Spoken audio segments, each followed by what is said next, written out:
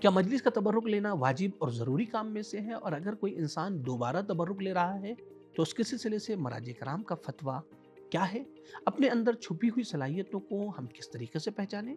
क्या मगरिब के वक्त घर की तमाम लाइटों का जला होना ज़रूरी है क्या? आइए इन सवालात के जवाब जानते हैं इस वीडियो में। सबील कमेंट वो प्रोग्राम है जिसमें आप अपना सवाल हमें कमेंट बॉक्स में भेजते हैं और उनमें से सिलेक्टेड सवालों का जवाब पूरी दुनिया में 100 से ज्यादा उलमा के जरिए दिया जाता है। बिस्मिल्लाहिर्रहमानिर्रहीम। अस्सलामु अलल हुसैन व अला अली इब्न अल हुसैन व अला औलादिल हुसैन व अला अस्हाबिल हुसैन। नाज़रीन कराम सलाम अलैकुम। उम्मीद करते हैं कि आप बखैर व आफियत होंगे। नाज़रीन आइए चलते हैं अपने प्रोग्राम को शुरू करते हैं पैगम्बर अकरम सल्लल्लाहु अलैहि वसल्लम की एक नूरानी हदीस के ज़रिए से। पैगम्बर अकरम सल्लल्लाहु अलैहि वसल्लम का इरशाद गिरामी है, निअम सलाहुल मुमिनी अस्सब्र वद्दुआ। मोमिन का बेहतरीन असलहा सब्र और दुआ है। तो आइए इसी नूरानी हदीस के साथ चलते हैं अपने पहले सवाल की तरफ। लेकिन पहले सवाल की तरफ जाने से पहले हमेशा की तरह हमारी आपसे गुजारिश है कि जिस तरीके से आप खुद इस प्रोग्राम को देख रहे हैं, दीगर दोस्तों और दीगर मोमिनीन के साथ भी इस प्रोग्राम को शेयर करें और इस बात को भी बताएं कि सबील मीडिया ग्रुप को सपोर्ट किस तरीके से कर सकते हैं।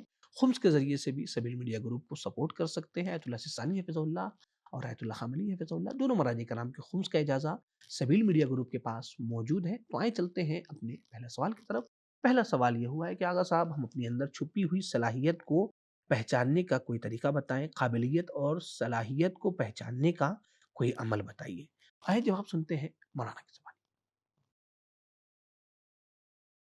इसके लिए जो तरीका रिकमेंड किया गया है उसे कहते हैं स्वॉट analysis, SWOT। S stands for strengths, W से वीकनेसेस, O से अपॉर्चुनिटीज़ और T से थ्रेट्स। हर इंसान अपने अंदर कुछ ना कुछ खूबियाँ रखता है और कुछ ना कुछ कमियाँ रखता है। तो इसी को नज़र में रखते हुए आप एक पेपर पर अपनी स्ट्रेंथ्स लिखेंगे, जिसमें आपकी कोई भी स्ट्रेंथ हो सकती है। आपको ड्राइंग अच्छी आती होगी, या आपको स्केचिंग अच्छी आती होगी, या आप स्पोर्ट्स में अच्छे हैं, या आप पढ़ाई में अच्छे हैं, या आप इबादत में अच्छे हैं। जो भी है आप अपनी स्ट्रेंथ्स वहाँ लिखेंगे। और W यानी वीकनेसेस के अंदर आप वो चीज़ें लिखेंगे जिसमें आप ज़यीफ़ हैं, जिसमें आप पीछे हैं, चाहे फिर वो पढ़ाई हो, चाहे फिर वो बिज़नेस हो, चाहे फिर वो लॉजिक हो। जो भी चीज़ें हैं आप वहाँ लिखेंगे। अपॉर्चुनिटीज़ वो चीज़ें हैं जो आइंदा में आपके लिए फ़राहम हो सकती हैं और इसका आपको बहुत ज़्यादा फ़ायदा हो सकता है। चाहे फिर वो किसी इंस्टीट्यूशन में एडमिशन हो, या फिर कोई क्लब में ज्वाइन किया जा सकता है, या फिर कोई टीम का मेंबर बना जा सकता है। और थ्रेट्स वो चीज़ें हैं जो आपको नुकसान पहुँचाएगी, यानी आपकी अपॉर्चुनिटीज़ को और आपकी स्ट्रेंथ्स को नुकसान पहुँचाएगी। तो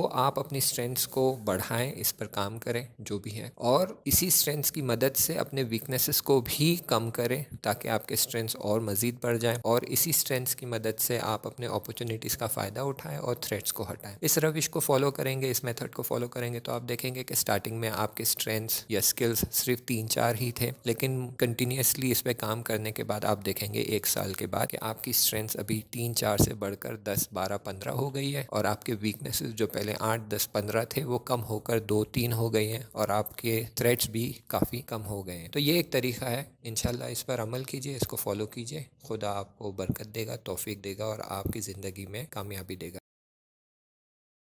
दोस्तों अगर आपके जहन में कोई शरई सवाल मौजूद है तो आप यहीं कमेंट बॉक्स में अपने सवालात को पूछ सकते हैं। इसी तरीके से आप हमारे दिए गए व्हाट्सएप नंबर पर भी अपने सवालात को पूछ सकते हैं। टीम की पूरी कोशिश होती है कि आपके सवालात के जवाब जल्द से जल्द आप तक पहुंचाएं, लेकिन हाँ, हर सूरत में मर्ज वक्त का नाम ज़रूर लिखा करें ताकि उनके फतवे के मुताबिक आपका जवाब आप तक पहुंचाया जा सके। और अगर आपका कोई पर्सनल सवाल है तो आप हमारी दी गई ईमेल आईडी पर भी अपने सवालात को पूछ सकते हैं। तो आइए चलते हैं अपने अगले सवाल की तरफ। अगला सवाल ये है कि हमारे यहाँ जब तबर्रुक बढ़ता है तो बहुत भीड़ होती है। हमारी वालदा ज़बरदस्ती कहती हैं कि तबर्रुक लेना है और लिए बगैर नहीं जाती। तो क्या तबर्रुक लेना ज़रूरी है? और दोबारा तबर्रुक लेना कैसा है? बाज़ लोग तबर्रुक दोबारा ले लेते हैं। तो क्या ये काम सही है? वो जायज़ काम करते हैं? आइए जवाब सुनते हैं मौलाना के सवाल। तबर्रुक लेना चाहिए या नहीं लेना चाहिए। पहले बता दूं कि ये वाजिब नहीं है। तबर्रुक एक मुस्तहब अमल है, सवाब का काम है। چاہے وہ خانہ کعبہ کی دیوار چومنا ہو یا مجلس حسین علیہ الصلوۃ والسلام میں آ کر کے وہاں سے تبرک جو تقسیم ہو رہا ہے وہ لینا ہو، تو ایک مستحب کام ہے۔ لیکن مستحب کام کا مطلب یہ ہے کہ اس کے اندر ثواب ہے، تو اس ثواب کو حاصل کرنے کے لیے کچھ آداب ہیں، کچھ چیزیں ہیں جس کی رعایت کرنی بہت ضروری ہے۔ اس میں سے ایک چیز یہ ہے کہ بھائی گیدرنگ ہوتی، بھیڑ ہوتی ہے، اور بھیڑ میں ہم زبردستی دھکا دیے جا رہے ہیں، لوگوں کو گھستے چلے جا رہے ہیں، کسی کا پیر دب رہا ہے، کسی کے ہماری کوہنی کسی کے سینے پر لگ رہی ہے، کسی کو چوٹ لگ رہی ہے، تو یہ یقینی طور کے اوپر یہ اچھی چیز نہیں ہے۔ ہم وہاں ثواب حاصل کرنے کے لیے جا رہے ہیں، ہم اس پاک اور مقدس چیز کو حاصل کرنے کے لیے جا رہے ہیں، طلب کرنے جا رہے ہیں جو منسوب ہے امام حسین علیہ السلام سے، تو ان چیزوں کا لحاظ رکھیں، ان چیزوں کا خیال رکھے آدمی، اور اس کے بعد سے اسے حاصل کرے تو یقینی طور کے اوپر اس کو ثواب ملے گا۔ لیکن کسی دوسرے کو پیچھے دھکا دے دینا، کسی کو چوٹ پہنچا دینا، کسی کو تکلیف پہنچا کر کے اگر اس طرح کا کام کرے گا تو ثواب کا تو پتہ نہیں، لیکن دوسرے کو تکلیف پہنچانے کا شاید خدا نخواستہ ہمارے نام اعمال میں گناہ لکھ دیا جائے۔ یہ تو ہو گئی تبرک لینے کی بات، کہ واجب نہیں ہے، مستحب کام ہے، آدمی ثواب کا کام ہے کرے، اچھا ہی ہے، اس میں کوئی مشکل نہیں ہے، ایزیلی اگر اس کو مل جا رہا ہے۔ اب رہی بات یہ کہ 2 بار 3 بار، ایک بار سے زیادہ ہم لے سکتے ہیں یا نہیں لے سکتے ہیں، تو اس سلسلے میں بھی فقہا، تقریباً تمام فقہا اس بات کو کہتے ہیں کہ جس کی طرف سے یہ تبرک ہے، اگر وہ راضی ہے اس بات کے اوپر کہ آپ ایک بار سے زیادہ 2 بار 3 بار جتنی بار بھی چاہے لے لیں، تو کوئی مشکل نہیں ہے، آپ کے لیے جائز ہے، حلال ہے، لینا بھی جائز ہے، کھانا بھی اس کا حلال ہے۔ لیکن اگر خدا نخواستہ بانی تبرک، کیونکہ ممکن ہے بانی مجلس کوئی اور تبرک کوئی اور تقسیم کر رہا ہو، تو اگر بانی تبرک جس کی طرف سے ہے، اگر وہ اس بات سے راضی نہیں ہے تو اس صورت میں لینا بھی جائز نہیں ہے اور کھانا بھی اس کا جائز نہیں ہوگا۔ مگر یہ کہ اس نے تبرک دے دیا کہ بھئی یہ تبرک ہے، تقسیم کر دینا، یہ نہیں کہا کہ سب کو ایک ہی ایک دینا، تقسیم کر دینا، یا یہ تبرک رکھا ہے لوگ لے لیں آ کر کے، تو اس میں یہاں پہ ایسا کوئی باؤنڈیشن نہیں ہے کہ نہیں صاحب لوگ لے لیں تو ایک ہی لیں آپ۔ نارمل وے میں اس نے یہ بات کہہ دیا کہ لوگ لے لیں آ کر کے، یہاں رکھا ہوا ہے تبرک، تو لے سکتے ہیں اس صورت میں۔ لیکن امپورٹنٹ بات یہ ہے یہاں پہ کہ ہمیں اس چیز کا خیال رکھنا چاہیے کہ جس طرح سے ہم تبرک کے خواہاں ہیں، ہمیں تبرک چاہیے، اسی طرح سے یہ تبرک زیادہ سے زیادہ دوسرے لوگوں تک بھی پہنچ جائے، کیونکہ اس وقت بانی تبرک جس کی طرف سے تبرک ہوتا ہے یا جو مجلس کرا رہا ہے، تبرک تقسیم کر رہا ہے، وہ بیچارہ شرمندہ ہوگا اس وقت اگر خدا نخواستہ کم پڑ جاتا ہے۔ تو ہمیں دوسروں کا بھی خیال رکھنا چاہیے کہ جس طرح سے ہم انسان ہیں، ہمیں تبرک چاہیے، اسی طرح سے دوسروں کو بھی چاہیے، تو کوشش یہ کریں کہ اتنا ہی تبرک حاصل کریں جتنا ہم کنزیوم کر سکیں، خدا نخواستہ اسراف اور بربادی کے مرحلے پر یہ بات نہ پہنچے، ورنہ ثواب کا تو نہیں پتہ لیکن گناہ یقینی طور کے اوپر ہمیں مل جائے گا۔ موفق و مؤید رہیے، خدا حافظ۔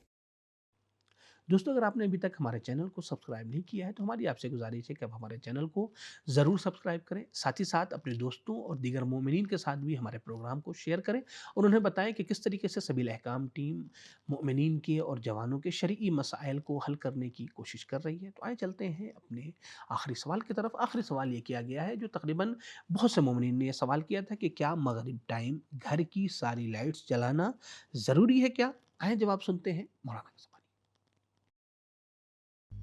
اہل بیت علیہ السلام نے جو آداب زندگی بیان فرمائے ہیں ان میں سے ایک یہ ہے کہ منع کیا گیا ہے کہ آپ ایسے گھر یا ایسی جگہ یا ایسے کمرے میں داخل نہ ہو کہ جہاں پر اندھیرا ہو اور تاریک۔ لہٰذا پیغمبر اکرم صلی اللہ علیہ وآلہ وسلم نے فرمایا کہ انسان کے لیے صحیح نہیں ہے ایسے گھر میں داخل ہو کہ جو تاریک ہو، مگر یہ کہ ہاتھ میں اس کے چراغ ہو یا ایسی کوئی چیز ہو کہ جس سے وہاں پر روشنائی کر سکے۔ امام باقر علیہ السلام فرماتے ہیں کہ ہر شے کا کوئی فائدہ ہے، اور نیک کام کا فائدہ یہ ہے کہ انسان جلدی سے جیسے غروب آفتاب ہو جائے تو اس چراغ کو روشن کرے۔ امام صادق سلام اللہ علیہ نے ایک طولانی حدیث میں آداب زندگی بیان فرماتے ہوئے کہتے ہیں، انسان کا غروب آفتاب سے پہلے گھر میں چراغ کا روشن کرنا فقر اور تنگ دستی کو دور کرتا ہے اور اس کے رزق میں اضافہ کرتا ہے۔